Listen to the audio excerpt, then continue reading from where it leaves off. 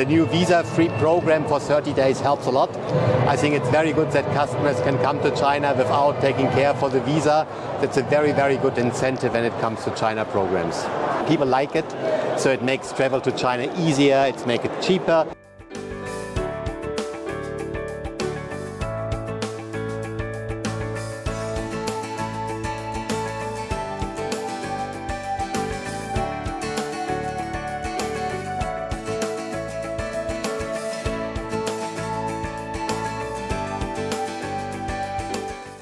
That China is opening way more up now and also actively engaging, let's say, international markets to make it easy for international tourists to come to China. We also know that China is making a lot of efforts to increase the availability of digital payment services, general communication, and trying to internationalize as well within China. So generally speaking, I think China is doing a good job opening up these availabilities, let's say, for international tourists.